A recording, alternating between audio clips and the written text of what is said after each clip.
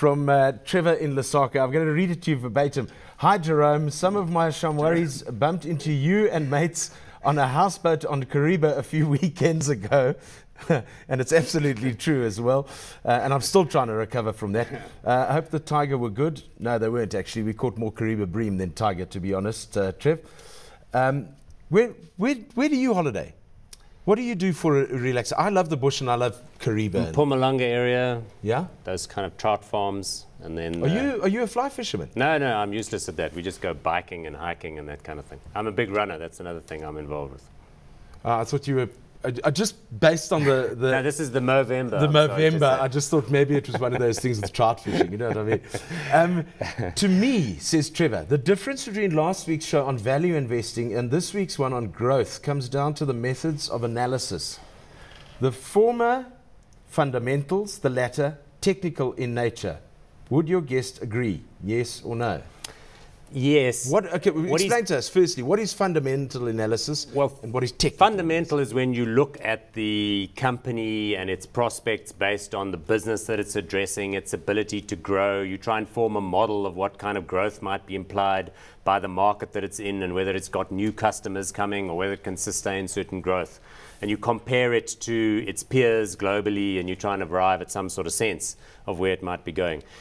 The value term, I think what he's alluding to by using the word technical is not so much technical in the sense of graph-based prediction, but what's sometimes also referred as quantitative. In other words, you look at the net asset value of the company or the cash that it's got on the balance sheet, and you look to see whether, in fact, there isn't some sort of discount between where it's trading at and where its kind of enterprise value might be. Okay. So without going into too many of the details, I think it does point to a difference. But I think one shouldn't perhaps characterize these methods as completely and utterly different.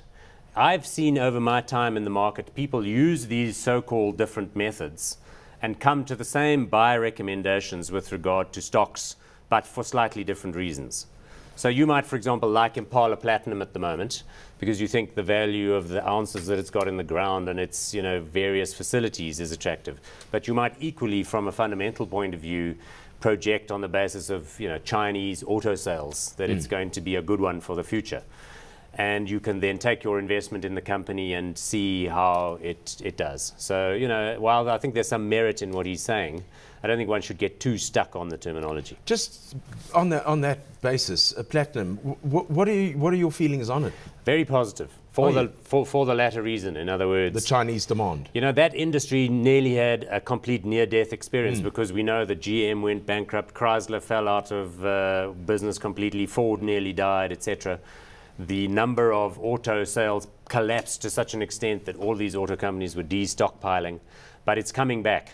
So that industry, which really had a big problem with regard to its long-range strategic planning, really now I think looks quite attractive. So then, in other words, as a growth investor, and I'm trying to put myself in your shoes, as a growth investor, you reckon your premise is the auto industry will come back, therefore platinum stocks would be good, right? Auto component stocks would be good, oil surely would be because the demand would need more oil. Exactly. Which would go into the fuel, which would be, also characterized by simultaneous demand for all sorts of associated services. You've got to build highways, you've got a lot of steel involved with that, a lot of tar and bitumen products, lots of cement. So we're extremely positive about resources. I want to just make an additional point, because I know we've only got the time that we've got in this half-hour slot, and that's about the timing issue, because we kind of brushed on it in that first half thing. You've got to be very careful about what you're talking about when you talk about investing in the market as opposed to trading. So there are those that look at this stuff, this whole conversation.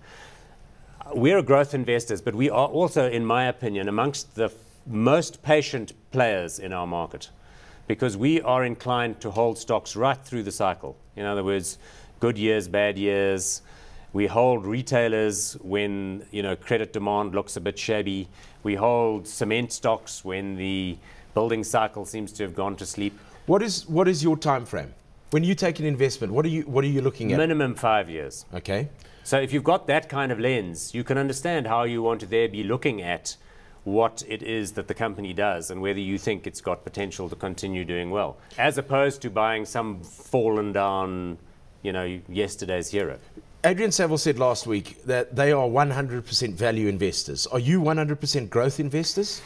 Well, like I say, I don't think the two end up all that differently all the time. I mean, I once called him a closet frog kisser on a TV show because I said, he's like kissing all those frogs, the one after the other, hoping that at some point one of them is going to turn into a princess. But for me, that approach doesn't work every time. But let me tell you, Adrian's a damn clever guy. And even though he's got this kind of rational methodology, he's not a monkey. He picks good stocks because he can tell intuitively that they've got a good business model and that they've got the ability to replace their management. He doesn't make the mistake of buying too many turkeys. He's looking for the same kind of attributes that we are. So I come back to my first question there, which you've just avoided and gone on to frog kissing and all sorts of other stuff. We'll have the SPCA in here just now. Okay, tell me, what's your question again? Are you 100% growth investors? No, we sort of find ourselves having that label attached to us. But to me, it's the only reliable way to make money in the markets. Okay. That's all we're doing, is looking for investment opportunities where there's a better than average chance that our clients are going to make superior investment returns. And we've picked a number of stocks which looked quite expensive. Aspen in the last 2 years, Richemont in the last 2 years, which have absolutely shot the lights out because they've continued going from strength to strength. So, happy days. So you've gone out of BAT to Richemont, so you're 100%. Well, we were never in BAT. We waited until the Richemont business kicked out the cigarettes, then we jumped in there. They were trading at 15 Rand, now they're trading at 40. This is Heinrich from Hart Bay. Are these people real? Yeah. Well, I hope so. I hope it's not my wife sending in questions, because if she does, if it is her, she knows more than me about this whole thing. German businessman who has interest in SA for years now. There are only 3 questions when it comes to acquiring a growing concern. Is management controlling costs and revenues? Can management operate the business efficiently? Can the stock price double in 5 years? Gee, that's a bit harsh. I mean, hasn't that lot? Okay, I can understand. Is management controlling costs and revenues? Absolutely. They need to be able to. Can management operate the business efficiently? Absolutely, they have to. But can the stock price double in 5 years? I mean, surely that's fallen out of bed. Both of those are wonderful questions. So let me just address the management one. Absolutely vital. Because you know what they say, you ought to buy a company that can be operated by an idiot, because sooner or later it will be. Management is something that comes and goes. If you're holding stocks for more than 5 years, you've got to be prepared to see a situation where they make a mistake with regard to an appointment. Somebody comes, somebody goes. Yeah. So we often say good management, yes, but rather look at the management culture and the way that the board works, make sure they don't overpay themselves, the culture of learning inside of an organization. Sometimes difficult to assess, but management, very important. But if you're going to hold for a long period, sometimes you've got to accept that there are going to be some ups and downs. But I love that second question about what are these oaks going to do to double the size of the business and double the share price? Because many businesses, you go along there and you see that, they're talking about the current challenges and how they intend to cut costs a little bit and what they're seeing in their marketplace. But I'm very, very attracted to the idea that with every investment you look at, you're asking yourself, well, what are these oaks going to do? What's transformative about this business?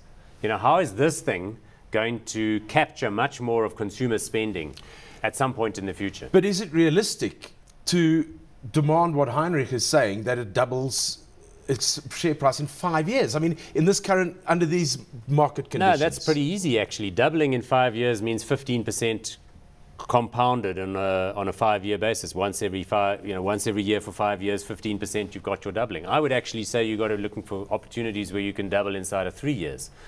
And that's definitely not going to come from some tired company that's, kind of painting itself into a corner with a declining business.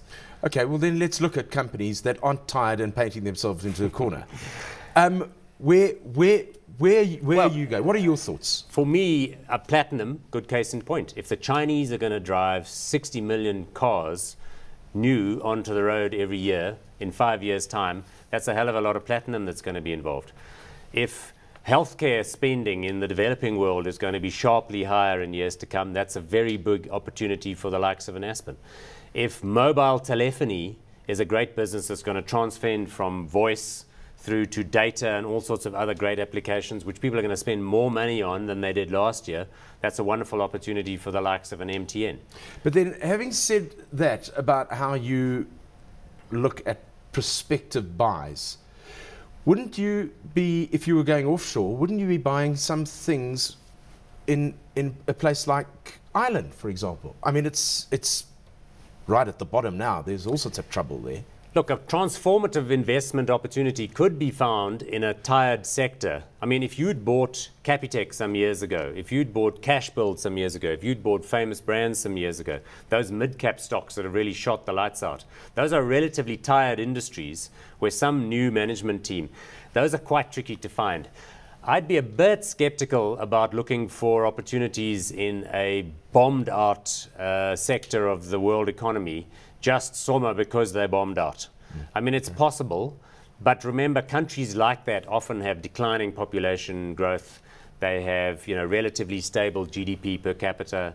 They have very competitive markets already where lots of players have already kind of moved in. So I wouldn't normally be looking at that kind of situation. When we look globally, we prefer opportunities like, Visa, which is transforming the business of money from paper checks to debit cards and credit cards. We like people that are involved with building next generation networks like Cisco. We like companies that are involved with, geoengineering and environmental greening, wind turbines and all that sort of stuff.